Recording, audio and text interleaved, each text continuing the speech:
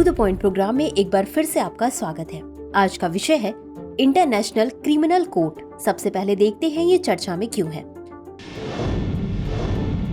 हाल ही में international criminal court यानी ICC के प्रोसिक्यूटर ने हमास के नेताओं और इजराइल के प्रधानमंत्री बेंजामिन नेतन्याहू के खिलाफ गिरफ्तारी वारंट का अनुरोध किया। चलिए अब जानते हैं इंटरनेशनल क्रिमिनल कोर्ट यानी ICC क्या है। यह रोम संधि नामक अंतर्राष्ट्रीय संधि द्वारा शासित विश्व का पहला स्थायी इंटरनेशनल क्रिमिनल कोर्ट है। यह जांच करता है और जहां आवश्यक हो अंतर्राष्ट्रीय समुदाय के लिए चिंता के सबसे गंभीर अपराधों जैसे नरसंहार, युद्ध अपराध, मानवता के खिलाफ अपराध एवं आक्रामकता के अपराध में आरोपित व्यक्तियों पर मुकदमा चलाता है।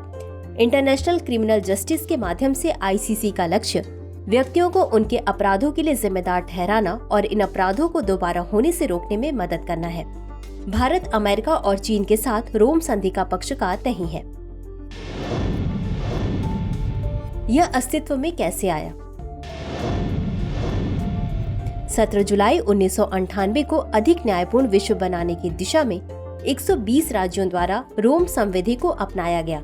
1 जुलाई 2002 को 60 राज्यों द्वारा अनुसमर्थन के बाद रोम संधि प्रभावी हुई और आधिकारिक तौर पर ICC की स्थापना हुई।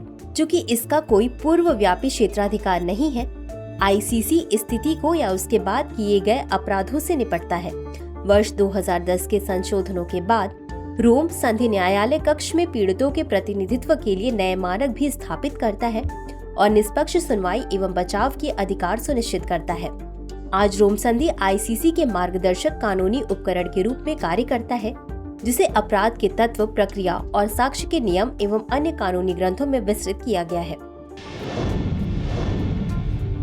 ICC का अधिकार क्षेत्र और कार्य। रोम संधि 4 मुख्य अपराधों पर ICC को अधिकार क्षेत्र प्रदान करती है। नरसंहार का अपराध, मानवता के विरुद्ध अपराध, युद्ध के अपराध, आक्रामकता का अपराध। न्यायालय ऐसी स्थिति में क्षेत्राधिकार का प्रयोग कर सकता है जहां नरसंहार, मानवता के खिलाफ अपराध या युद्ध अपराध 1 जुलाई 2002 को या उसके बाद किए गए हों। अपराध किसी राज्य पार्टी के राष्ट्रीय नागरिक द्वारा या किसी राज्य पार्टी के क्षेत्र में या ऐसे राज्य में किए गए थे जिसने न्यायालय के अधिकार क्षेत्र को स्वीकार कर लिया है। संयुक्त राष्ट्र चार्टर के अभ्यास 7 के तहत अपनाए गए एक प्रस्ताव के अनुसार संयुक्त राष्ट्र सुरक्षा परिषद द्वारा अपराधों को ICC प्रोसिक्यूटर के पास भेजा गया था। 17 जुलाई 2018 तक ऐसी स्थिति जिसमें आक्रामकता का कार्य घटित होता प्रतीत होता है, उसे संयुक्त राष्ट्र चार्टर के अध्याय 7 के तहत कार्य करते हुए सुरक्षा परिषद द्वारा न्यायालय में भेजा जा सकता है, भले ही इसमें राज्यों की पार्टियां शामिल हो या गैर स्टेट्स पार्टियां। ICC का उद्देश्य राष्ट्रीय आपराधिक प्रणाली को प्रतिस्थापित करना नहीं है। यह केवल तभी मामलों पर मुकदमा चलाता है जब राज्य वास्तव में ऐसा करने के लिए अनिच्छुक या असमर्थ नहीं होते हैं। ICC संयुक्त राष्ट्र का संगठन नहीं है, लेकिन इसका संयुक्त राष्ट्र के साथ सहयोग समझौता है। जब कोई स्थिति न्यायालय के अधिकार क्षेत्र में नहीं होती है, तो संयुक्त राष्ट्र सुरक्षा परिषद उस स्थिति को अधिकार क्षेत्र प्रदान करते हुए ICC को संदर्भित कर सकती है। ऐसा दारफुर और लीबिया की स्थितियों में किया गया है। तो चलिए अंत में देखते हैं आज के अभ्यास प्रश्न को। इंटरनेशनल क्रिमिनल कोर्ट यानी ICC के संबंध में निम्नलिखित कथनों पर विचार कीजिए। 1. यह एक अंतर सरकारी संगठन और अंतर्राष्ट्रीय न्यायाधिकरण है जिसके पास नरसंहार, मानवता के खिलाफ अपराध और युद्ध अपराधों के अंतर्राष्ट्रीय अपराधों के लिए व्यक्तियों पर मुकदमा चलाने का अधिकार क्षेत्र है। 2.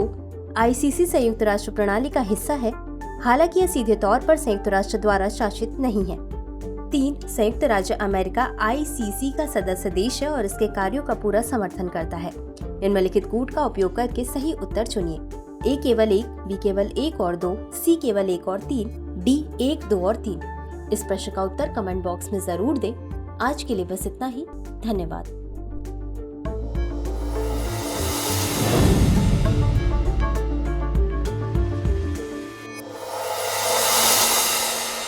डियर व्यूअर्स, अपने एग्जाम की तैयारी को और बेहतर करने के लिए हमारे चैनल को लाइक, शेयर और सब्सक्राइब करना न भूलें।